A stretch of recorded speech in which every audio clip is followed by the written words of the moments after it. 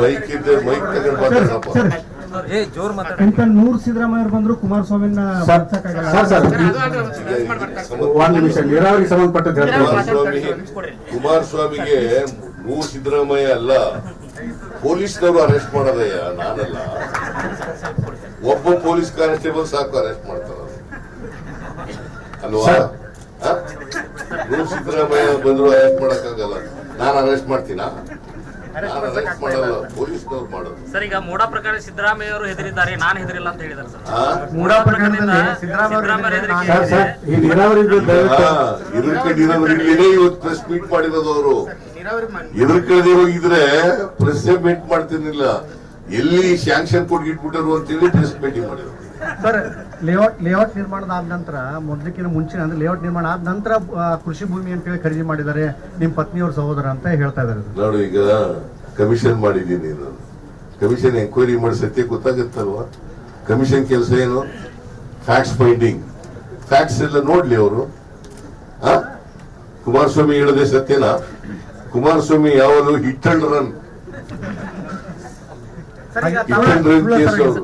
Sir, ಈಗ ನನ್ನ ಅವ್ರ ವರದಿ ನಾ ಕೋರ್ಟ್ ಮುಂದೆ ಪ್ರೊಡ್ಯೂಸ್ ಮಾಡಿಲ್ಲ, ಹಾಗಾಗಿ ಇದು ನನ್ನ ಪ್ರಾಸಿಕ್ಯೂಷನ್ ನೋಡಿಸ್ಲಿಕ್ಕೆ ಅವರು. ನೋಡಪ್ಪ, ನನ್ನ ಮೇಲೆ what offence that I have committed, ಏನಾದ್ರು ಎಂಕ್ವೈರಿ ನಡೆದಿದ್ದೀನಿ ನನ್ನ ಮೇಲೆ?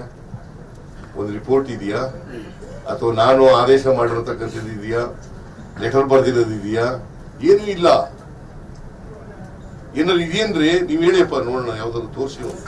ಪ್ರಭಾವ ಬೀರಿದ್ದೀರ ಪ್ರಭಾವ ಏನ್ ಪ್ರಭಾವ ಏನ್ ಬೀರ್ತೀನಿ? ನಾನು ಮಿನಿಸ್ಟರ್ ಆಗಿದ್ನಾ? ಚೀಫ್ ಮಿನಿಸ್ಟರ್ ಇದ್ನಾ? ಮಾಜಿ ಸಿಎಂ ಇದ್ರಲ್ಲ ಆತರ ಹೇಳ್ತಾರ್ರಿ. ಹಿಟ್ ಅಂಡ್ ರನ್ ಕೇಸ್ ಅಲ್ವಾ? ಕುಮಾರಸ್ವಾಮಿ ಯಾವ ಇಲ್ಲಿ ಅಸೆಂಬ್ಲಿ ಒಳಗಡೆ ಇಲ್ಲಿ ಎಂತದು ಎಂತ ಪೆನ್ ಡ್ರೈವ್ ಅಲ್ಲ ಸರ್, ಮೂರನೇ ಸ್ಟೇಜ್ ನಲ್ಲಿ ಯಾವತ್ತು ಕೂಡ ಯಾವ ಅಲಿಗೇಷನ್ ಕೂಡ ಲಾಜಿಕಲ್ ಎಂಡ್ಗೆ ಇವತ್ತುವರೆಗೆ ಕುಮಾರಸ್ವಾಮಿ ತಗೊಂಡು ಹೋಗಿಲ್ಲ. ನನ್ನ ಹತ್ರ ದಾಖಲಾತಿ ಇದೆ ಬಿಡಪ್ಪ. ನಿಮ್ ಮ್ಯಾಗ ಯಾಕೆ ಕಪ್ ಚುಕ್ಕೇನೆ ಇಲ್ಲ, ಅದಕ್ಕೆ ಒಂದ್ ಕಪ್ ಚುಕ್ಕೆ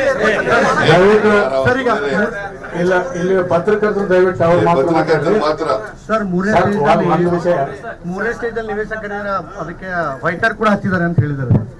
ವೈಟ್ನರ್ ಹಚ್ಚಿ ದಾಖಲೆ ತಿದ್ದಿದ್ದಾರೆ ಅಂತ. ನೋಡಪ್ಪ, 24ನೇ 2014 ಒಂದು ಇದಿದೆ. ಯಾವ ದಾಖಲೆನೂ ತಿದ್ದಕ್ಕೆ ಹೋಗಲ್ಲ ನಾವು, ಗೊತ್ತಾಯ್ತಾ? 14ನೇ ಇಸ್ವಿ ಆ ಲೆಟರ್ ಮೇಲೆ ಸೈಟ್ ಅಲರ್ಟ್ ಆಗಿಲ್ಲ. ಸೈಟ್ ಅಲರ್ಟ್ ಆಗಿರೋದು 21ನೇ ಇಸ್ವಿನಲ್ಲಿ ಕೊಟ್ಟಿದ್ದೀರೋ ಲೆಟರು, ಅದರ ಮೇಲೆ ಅಲರ್ಟ್ ಆಗಿದೆ. ಹೇಳೋದು ಅರ್ಥ ಆಯ್ತಾ ನಿನ್ಗೆ? ಕುಮಾರಸ್ವಾಮಿ ಏನೋ ಒಂದು ತಿದ್ದುಬಿಟ್ಟವ್ರೆ ಅಂತ ಏನೋ ಹೇಳಿದ್ರಲ್ಲ, ತಿದ್ದಿಲ್ಲ ಅನ್ನೋದು ಮೊದಲನೇ ಉತ್ತರ. ಎರಡನೇದು 2014 ಕೊಟ್ಟಿರ್ತಕ್ಕಂಥ ಲೆಟರು. ಅದು 2014. 2020 ಇನ್ನೊಂದು ಲೆಟರ್ ಕೊಟ್ಟಿದೆ, ಅದ್ರ ಮೇಲೆ ಸೈಟ್ ಅಲರ್ಟ್ ಆಗಿರೋದು. ನಂಬರ್ 1. ನಂಬರ್ 2. ನಂಬರ್ 3, ಆಗ ಮೂಡ ಯಾರ ಕೈಗಿರಲಿತ್ತು ಹೇಳಪ್ಪ ನೀನೆ? ಬಿಜೆಪಿ ಕೈನಲ್ಲಿತ್ತು. ಚೇರ್ಮನ್ ಆಗಿದ್ದವ್ರು ಯಾವ ಪಾರ್ಟಿಯವರು? ಬಿಜೆಪಿಯವರು. ಆ ಕಮಿಟಿ ಮೂಡ ಬೋರ್ಡ್ ನಲ್ಲಿ ಯಾರ್ಯಾರು ಇದ್ದಾರೆ? ಬಿಜೆಪಿಯವರು ಇದ್ದಾರೆ, JDS ನವರು ಇದ್ದಾರೆ, ಅವರೇ ಜಾಸ್ತಿ ಇದ್ದಾರೆ. ಹೆಂಗೆ ಅಲರ್ಟ್ ಆಗೋದು? ಯಾರಿಗೆ ಜವಾಬ್ದಾರರು? ಅಲ್ಲ, ಆಗ ಮುಖ್ಯಮಂತ್ರಿಗಳಾಗಿದ್ದವ್ರು ಯಾರು? First Bommai, BJP government. ಹಾಗಾದ್ರೆ ನೀವು ಕಮಿಟಿ ಮಾಡಿದ್ರಲ್ಲಿ ಅವ್ರಿಗೆ ಅವರನ್ನ ಅದ್ರೊಳಗೆ ಅಪರಾಧಿ ಅಂತ ಇದಾದ್ರೆ ಅವ್ರ ಮೇಲೆ ಕ್ರಮ ತಗೊಂತೀರಾ? ಈಗ ನೀವು ಕಮಿಟಿ ಹೇಳಪ್ಪ ತಮ್ಮ, ಈಗ ಕಮಿಷನ್ ಮಾಡಿದೀವಲ್ಲ, ಕಮಿಷನ್ ಅವ್ರು ವರದಿ ಕೊಡ್ಲಿ, ನೋಡೋಣ ಯಾರು ತಪ್ಪಿದ್ದಷ್ಟು. ನಮ್ಮ ಸರ್ಕಾರ ತಯಾರಾಗಿದೆ, ಹಿಂದೆನೂ ತಯಾರಾಗಿದ್ದು, ಈಗಲೂ ತಯಾರಾಗಿದೆ. ಆ ಕಾಲದಲ್ಲಿ ನಾವು ಇದ್ದಾಗಲೇ ಎಸ್ಟಿಮೇಟ್ ಮಾಡಿಸಿದ್ದು ಸುಮಾರು 51-52 ಸಾವಿರ ಕೋಟಿ ರೂಪಾಯಿನಷ್ಟು, ಅಲ್ಲ 51,000 ಕ್ರೋರ್ಸ್ ಅಷ್ಟು ಆಗ್ತದೆ ಅಂತ ಹೇಳಿ ನಾವು ಲೆಕ್ಕಾಚಾರ ಮಾಡಿದ್ದು. ಈಗ ಅದು 80,000ಕ್ಕಿಂತ ಹೆಚ್ಚು ಕೋಟಿ ರೂಪಾಯಿ ಆಗ್ಬೋದು, ಸುಮಾರು ಹತ್ತತ್ರ ಆಗ್ಬೋದು ಅಂತ ಅನ್ಕೊಂಡಿದ್ದೀನಿ. ನಾವು ಅದನ್ನ ಮಾಡಿದ್ರೆ ಅದಕ್ಕೋಸ್ಕರನೇ ಪ್ರತಿ ವರ್ಷ ನೀರಾವರಿಗೆ ನಾವು 20,000 ಕೋಟಿ ಖರ್ಚು ಮಾಡಿ 5 ವರ್ಷದಲ್ಲಿ 1,00,000 ಕೋಟಿ ರೂಪಾಯಿಯನ್ನು ಖರ್ಚು ಮಾಡಬೇಕು ಅಂತಕ್ಕಂಥದ್ದು ನಮ್ಮ ಉದ್ದೇಶ. ಅದನ್ನು ಮಾಡಲಿಕ್ಕೆ ನೋಟಿಫಿಕೇಶನ್ ಆಗಬೇಕು. ಕೇಂದ್ರ ಸರ್ಕಾರ, ನಾನು ಒತ್ತಾಯ ಮಾಡ್ತೀನಿ ಕೇಂದ್ರ ಸರ್ಕಾರಕ್ಕೆ, ಅವರನ್ನ ಒಂದು ಪ್ರಧಾನಮಂತ್ರಿಗಳು ಒಂದು ಮೀಟಿಂಗ್ ಕರೆದು ಇದನ್ನ ಮಾಡಿದ್ರೆ ನಾವು 524 ತಗೊಂಡೋಗ್ಲಿಕ್ಕೆ ಸಾಧ್ಯ ಆಗ್ತದೆ. ಮತ್ತೆ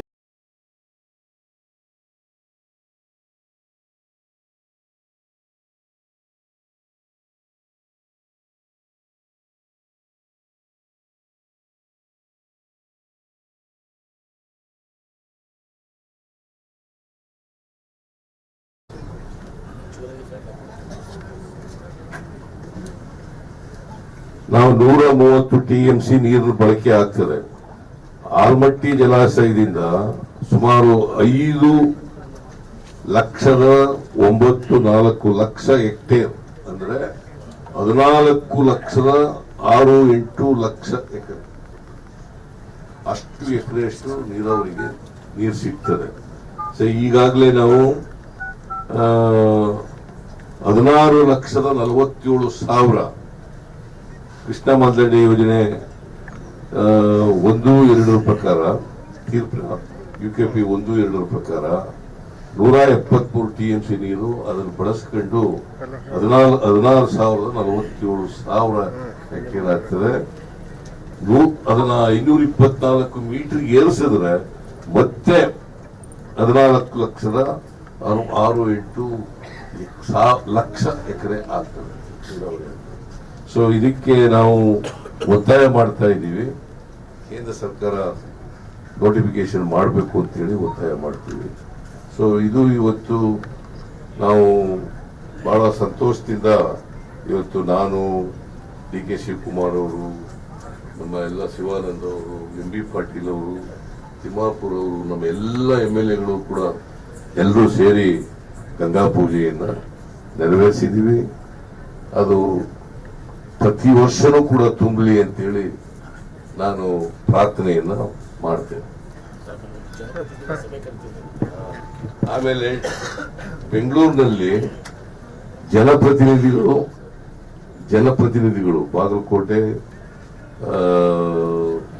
ಬಿಜಾಪುರ, ಯಲಬುರ್ಗ, ಕೊಪ್ಪಳ, ರಾಯಚೂರು, ಬಳ್ಳಾರಿ, ಇವರೆಲ್ಲರೂ ಗುಲ್ಬರ್ಗ, ಯಾದಗಿರಿ, ಇವರೆಲ್ಲರೂ ಕೂಡ ಸಭೆ ಕರಿತೀವಿ. ಸಭೆಯಲ್ಲಿ ನಾವು ಮುಂದೆ ಏನ್ ಮಾಡಬೇಕು ಅನ್ನೋದ್ರ ಬಗ್ಗೆ ಚರ್ಚೆ ಮಾಡಿ ರಿಹಾಬಿಲಿಟೇಷನ್ ಬಗ್ಗೆ ಮತ್ತೆ 524 ಮೀಟರ್ಗೆ ಎತ್ತರಿಸೋದ್ರ ಬಗ್ಗೆ ಚರ್ಚೆ ಮಾಡ್ತೀವಿ. ಸರ್,